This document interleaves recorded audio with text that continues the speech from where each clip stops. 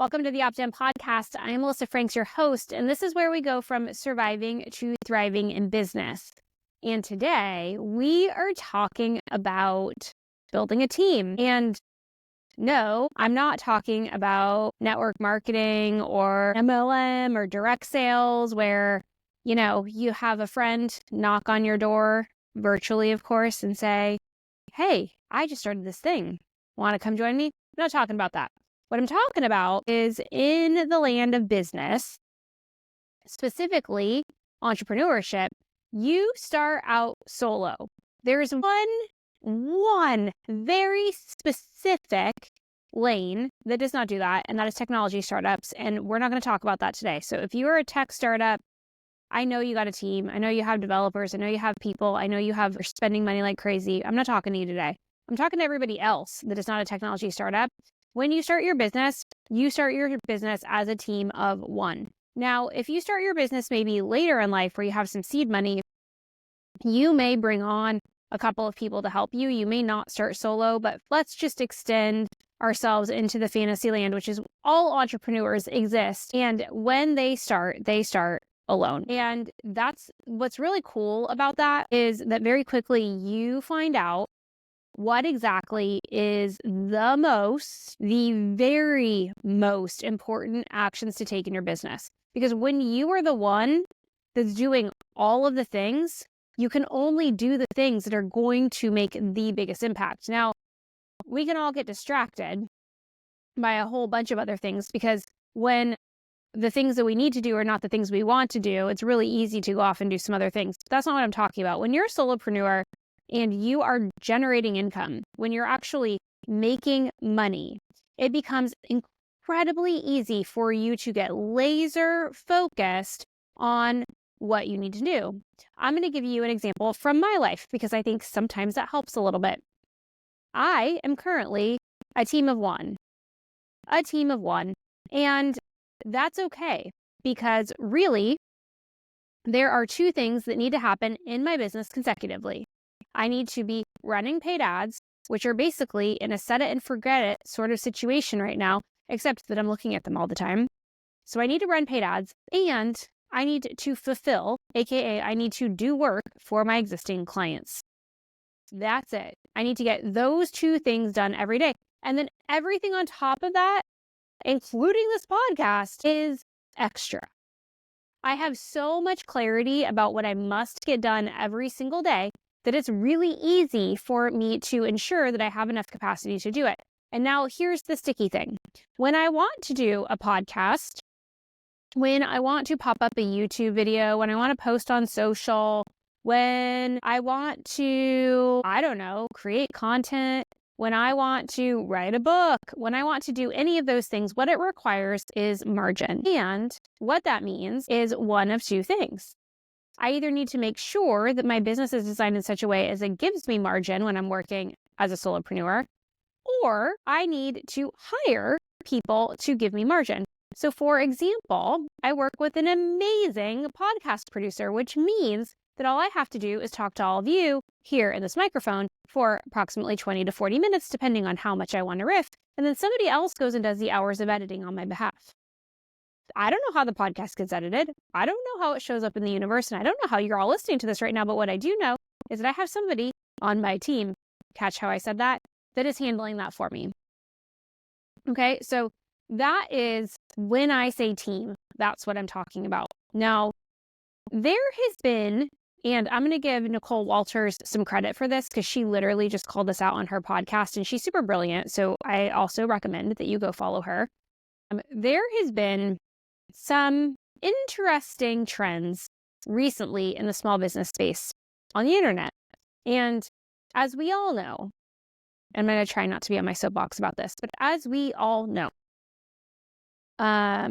there is some ego tied to having a big team. It means you're important. It means that you have a lot of things and humans under management. It means that you're killing it and crushing it. And this is true in corporate. When you can stand up somewhere and you can say, I have a team of 100, it gives the impression that you are significantly more accomplished than the person sitting next to you that has a team of 2. It's all BS. It's absolutely BS. And I want to talk to you today about why the size of your team doesn't matter, how you build it does. So the very first thing that we started with in this podcast was when you start your business, you're alone. And then eventually you need help, and you get help exactly the way that I'm doing it right now. You get help to help you get margin. And generally speaking, you get that from service providers or independent consultants or freelancers. You get somebody to do something for you one time and you let them go.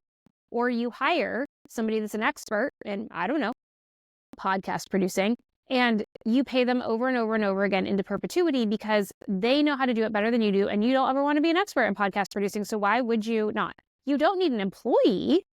You don't need an employee. You don't need to hire somebody to produce your podcast. But what you do need is to go find somebody who knows how to do it, and then you can pay them a fee, and that's done.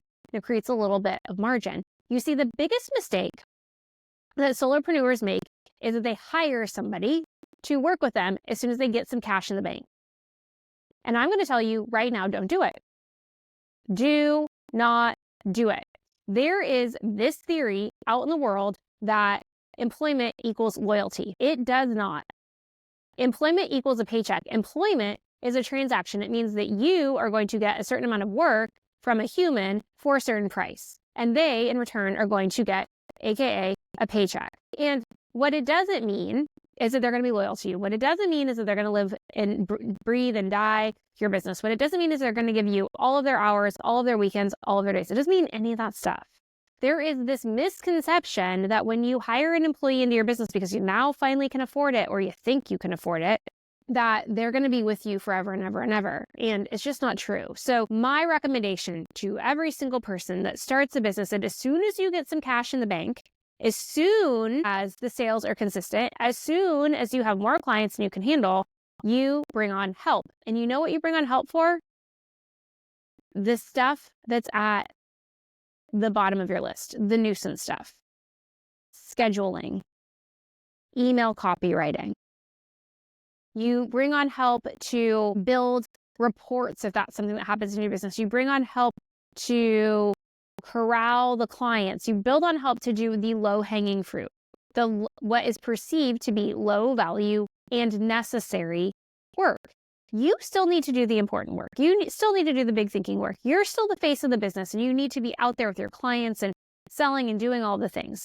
The first help that you bring on is temporary because you don't know if it's the sort of help that you need. You're trying it on. It's like when you go to a store. Yes, I know there are still stores, mind you, that exist, and you grab 5 different outfits, and they're all basically the same thing, but they're made by a slightly different manufacturer, and maybe you get a couple different sizes because you're not quite sure what size you are and all the things, and you go into the fitting room and you try them all on, and often out of the 5 that you try on, maybe 2, but generally 1 is like, yep, that'll do.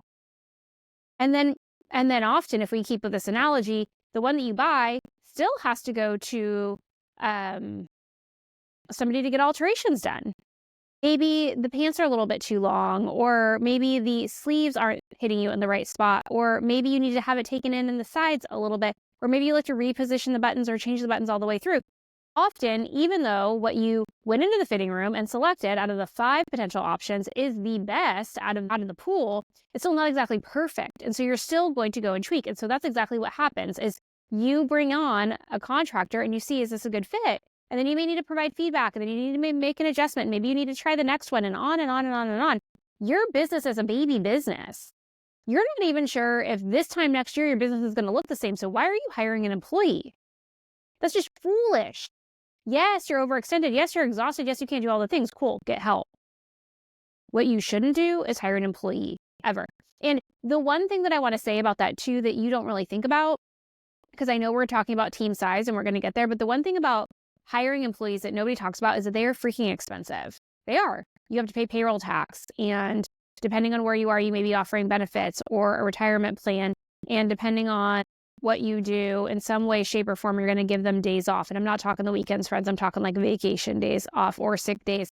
They're expense. They're expense to the business. And as much as they will give you margin and they will help, it's also going to take time from you. We have talked about this before. When you start having people work for you, you lose time because you now need to manage them. So what you have to make sure is that when you're bringing in help, they're going to buy more of your time back than the time it's going to take to manage them. Now, am I saying you shouldn't have a team? I'm saying the exact opposite. What I'm saying is that you should do it eyes wide open. And initially, you should try before you buy, meaning that you get a contractor before you hire an employee. Now, let's say you've had your business for 3 years. We're casting into the future. And what you've been able to do over the course of the 3 years is get very specific around your target market. You know exactly who your ideal client is. You know exactly what you're selling. You have been able to repeat and grow your revenue year over year. You have a business. You have a profitable business. And we're not going to talk about how profitable it is, but it is a profitable growing business. And you're ready to make sure that you have the right team. That is fan-freaking-tastic. The best thing that you can do as a small business owner is have a combination of employees and service providers. Full stop. The largest corporations in the world, the very largest, you name it, Coca-Cola, Nike, Bank of America, I mean, you name it, the largest corporations in the world know that you need a combination of employee and service provider. Why? Because the employees are the ones that are doing the same thing day in, day out, day in, day out. Their knowledge of the business and how things work inside of the business is incredibly crucial to their success and the long-term success of the business. The service provider, on the other hand, has unique and innate specialized skill and expertise. And that is needed as a point in time.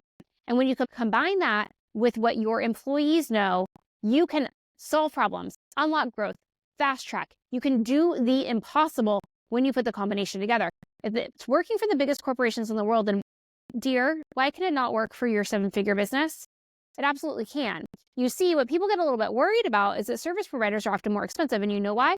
Because you're not paying for benefits. You are not paying for vacation. You are not paying for stability.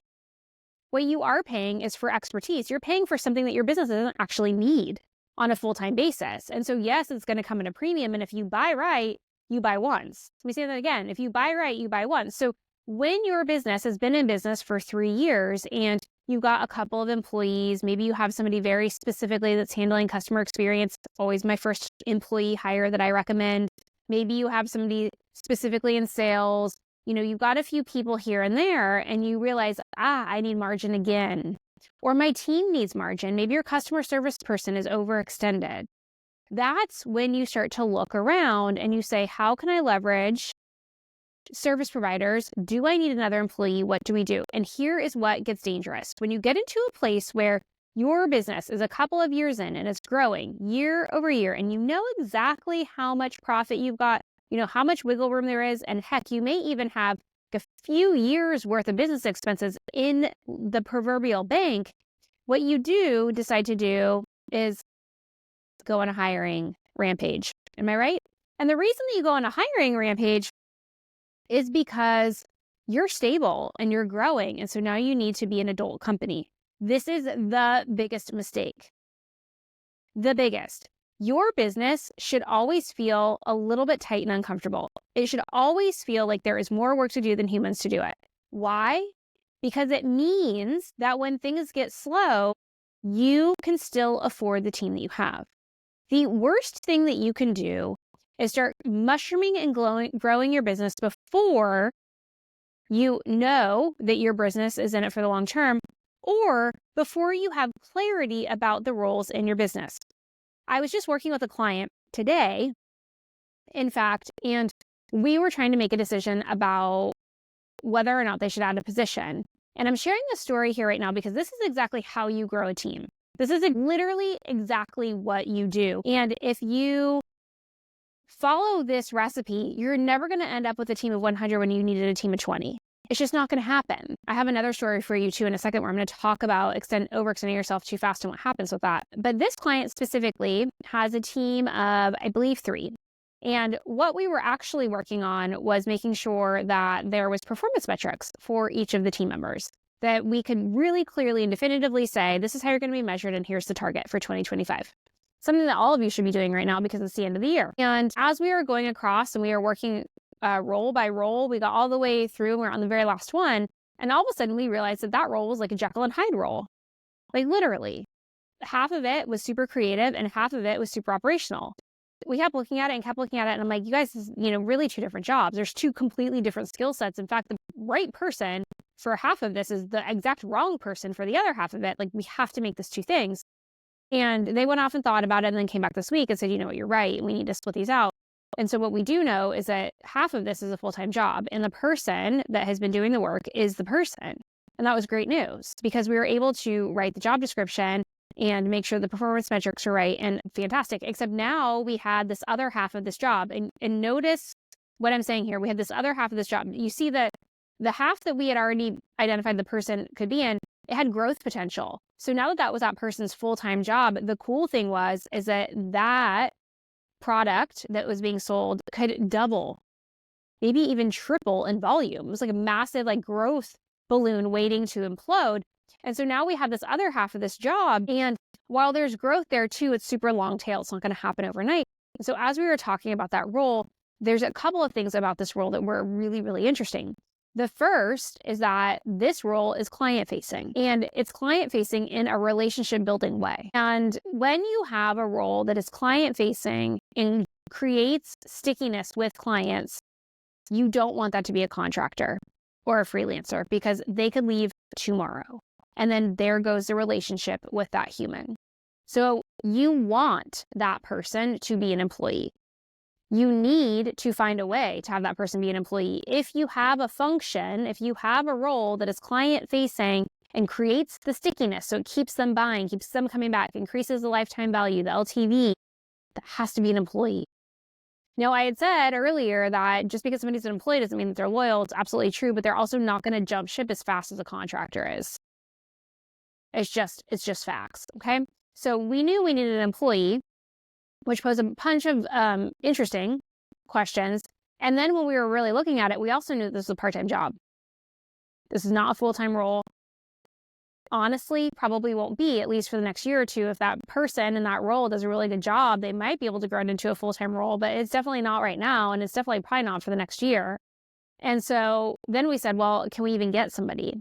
And the answer was yes. It's just that you have to be really, really clear around what the role is and what the requirements are and why it needs to be an employee. And so we did the math and we did the things and we decided that role was going to be created. It was going to be created for an employee and it was going to be part-time. Now, you can tell yourself a whole bunch of lies. You can't have a part-time employee, but who says?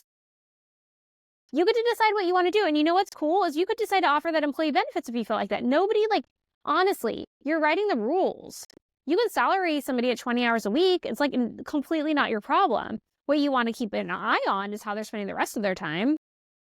If they've got a second job, then and it conflicts, maybe that's a problem. But if they want to work 20 hours a week while their kids are in school so that they can be present with them in the afternoon, best of both worlds, hello, hello, hello. And so for them, their team grew by a half, I guess, if you want to call it that, because it made sense. Because what they're able to do is they're able to take this part of the business that's been steadily profitable and explode it just by putting more human manpower into it. And then they're able to take this other part of the business that has a ton of growth potential, but it's long tail. And by putting the right person in the right place, it's an employee of the business that's going to be a face of the clients and create stickiness. They can be able to grow too. That's the sort of decision-making that you want to do when you're adding a team member. What you do not want to do is what Rachel Hollis did. And this is all public knowledge. You'd probably have to man, oh man, I don't even know. You'd have to dig into the dredges of her podcast probably to find all of this out because it took a really long time. And during COVID and before that, I really was watching her closely because I was interested in what was happening with her business. And if you don't know the story of Rachel Hollis, it's quite fascinating. But her ex-husband, who's now deceased, was a Disney executive, and she started kind of a hobby business. I mean, she did a whole bunch of things. She was a wedding planner and a blogger and some other things, but really she started this blog as she started to have kids and took a step away from her wedding planning and her event planning, and it blew up. It blew up and it turned into a book, and then it turned into a best-selling book, and then multiple best-selling books. And before she knew it, she had all of this notoriety. She was being asked to speak on stage, and she started having conferences for women. And she taught online courses. And I mean, this thing just grew out of nowhere. She had clothing she sold on QVC. She had products that she sold in Target. Like, you could not stop her. And so she and her husband at the time moved their 4 kids to Austin, Texas, and they bought a house. And then you know what they did? They bought 2 pieces of land.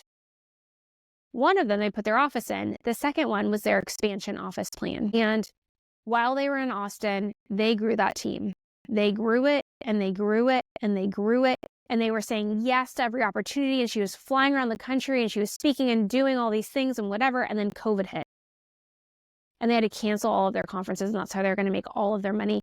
And then she started to look at the books. And you know what she realized? That the team of 60 that she had the business couldn't actually afford.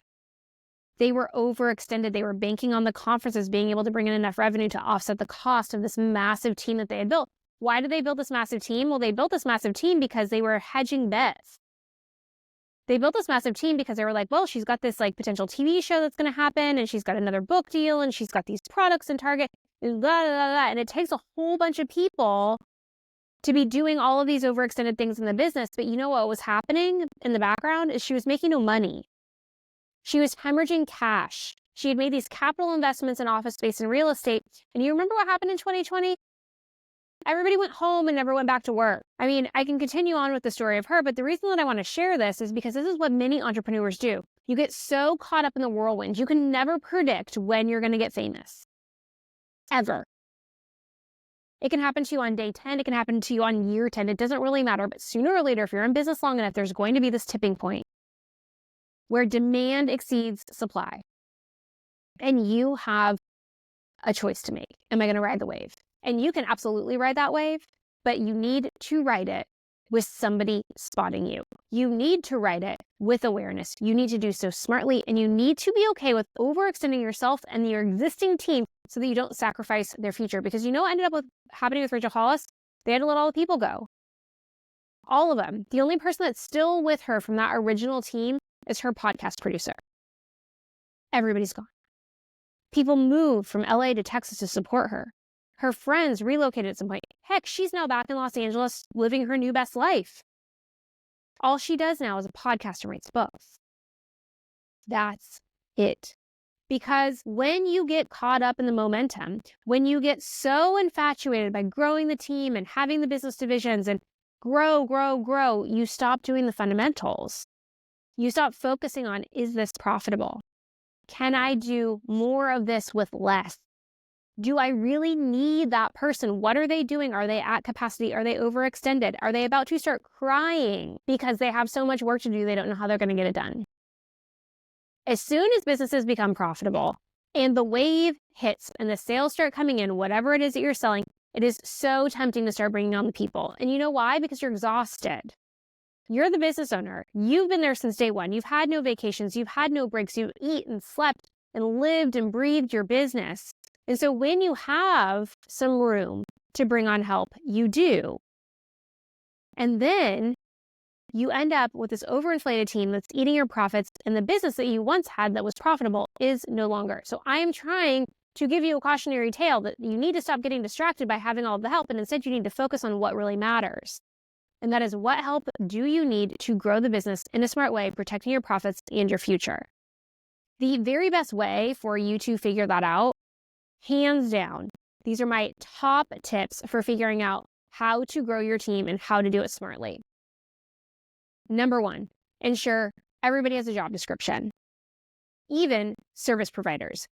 They may have a scope of work, but make sure that it is incredibly clear who's doing what and how their performance is going to be measured. Whether you have 1 employee, you have 10, or you have 1 employee and 5 contractors, it does not matter. What is the definition of their job? What is the scope of their responsibilities? How much authority do they have? How is performance going to be measured? Those 4 things for every single role in your business, including you. Because what you want to be able to do is articulate to all of your people that as well. The second thing that you need to do when you are considering how to shape and grow your team is to spend a lot of time in conversation and observing what's happening. This is a part of that management piece. Pay attention. Are things getting done on time? Are they getting done at the right level of quality? Is something starting to slip? Are people crying uncle? What exactly is going on? You need to be managing everybody to keep in mind what is happening. And at the point where quality is degrading or deadlines are being missed or things just can't get done, it's time to add. And when you figure out that you need to add, the very first place that you go back to is a job description, and you start to say, okay, so this person's about to break, this role or this function is about to break. What's included here? And often that's going to tell you, okay, well, it's time to get more specific. It's time to break this into two pieces. Just like my client I was talking about, where there was really two functions in one job description. Okay, it's time. It's time to break it apart. Now, here's the kicker. The one thing that you want to take a look at as you're doing this is how much is it going to cost the business to split this out, and how much is the business going to gain? Is this change going to drive revenue? Yes or no? The answer should always be yes, by the way. Is it going to drive revenue, and how? And really figure that out. And how much is it going to cost? And is it worth the squeeze? Because if you do that work and you see this person is overloaded and you realize if I add this role, it's not going to help drive ultimately enough revenue to pay for itself, then you go back to the other person and you say, we're going to just take some stuff off your plate. That's all that we're going to do. There's just some stuff that you're doing that you don't need to be doing, and we're just going to take it off your plate. Now, it could be that there are a couple of critical functions that need to come off, but not enough for a full role. Maybe not even enough for a part-time role. You know what your answer is there? It's contractor. Let's go get some help from the outside and see if it relieves the pressure. Go get some help from the outside, see if it relieves the pressure and helps unlock growth in your business. And if you get a return on investment, then cool, you're good to go. And if you don't, let the contractor go and then figure out how to solve the solution. Otherwise, you want to be incredibly smart with how you're hiring. So you want to create those job descriptions under the 4 principles that I said. The next thing that you want to do is use that job description to actually determine how to divide the role so that the person remains at full capacity, and also you move off the things that somebody would be better equipped to do. You want to evaluate how much it's going to cost to add the role, period, and how much revenue is going to be delivered as a result. You always want there to be a net profit for no matter who you hire. And then the last thing that you want to think about is how it's going to make everybody less efficient. Yeah, I said it. Hiring another person makes the team less efficient. Does that sound right to you? I'm sure you're saying that I am crazy. It's not truth. You want to know why? When you add another person, you add complexity. You add more people that need to be communicated to. You add another person that needs to be managed. You add another stop along the value chain. When one person is responsible for all the things, aka you don't have to have a conversation with yourself because it's all in your head. When you add a second person, then all of a sudden you have to start sharing things. You have to make sure that you're cascading the information and the decision. And then when you have 3, same thing. And then when you have 4, one person might do one part, one person might do part, one person might do another, and they're all dependent upon each other, and there's coordination that has to happen. And you have to pay for that coordination to occur. The bigger your team gets, the less efficient it gets and the more management it requires, aka expense. So as you're adding the role, you also need to consider the lack of efficiency and if you can afford it. Now, I'm sure that you're ready to turn this off because you're like, all she's doing is talking about money. But yes, if you want a viable business, you need to look at your team through the lens of profitability. I understand they're humans and they have unique gifts and they're making you feel better and you get to spend more time with your kids and like all the things. But here's the deal. You are in business to generate a profit. You are in business to become wealthy. You are in business to create generational wealth. You are in business to help the greater good. I could go on and on and on and on. And the only way that you can do that is by having cash. Full stop. The only way that you can continue to help propagate the lives of these people that work for you is by having cash. The only way that everybody wins is by having cash. And the only way that you have cash is by making decisions through the lens of, is this going to make me money and how much is it going to cost me? And is that okay? Can I live with the inefficiency of having a bigger team? Is the business going to yield such a huge benefit that a little bit of degrading efficiency is fine? You need to ask yourself all these questions. I know it's super glamorous to be able to say, I have a team of 25. I'm making 7 figures. I'm making 8 figures. Look how big my team is. I know. And you see your friends and your colleagues and your peers and those you're masterminding with and all the stuff. And you're like, oh, I just want to get to that size. And you will if you heed this advice. Because what we all know about social, so if somebody's coming out loud and proud about how big their team is and what they're doing and all the stuff, we know behind the scenes, there's a whole other story. So wouldn't you rather grow slow and stay profitable than be flashy and crash and burn? Food for thought, friends. So I'm going to leave you with that. If you are considering growing your team in 2025, then you really need to make sure that your business needs it. And if you are uncertain, that is okay, because right now there are a few spots left for 1-day VIP planning sessions with me, where you get 25 years of experience from my brain looking at your business and helping you figure out month by month in 2025 exactly what you need to do to hit your goals. It is a super cool process that takes about 4 hours, and you share with me your information in advance so I come informed. If you are looking to get unstuck, unlock growth, propel into the future, make some big business decisions and moves in 2025, the best way for you to do that is with an expert right by your side, helping you figure out every step of the way. If you are interested in a VIP planning day, click the link in the bio and book a call so that we can see if it's a good fit for you. And until next time, friends, please know that you are wise, strong, capable, and brave, and I believe in you.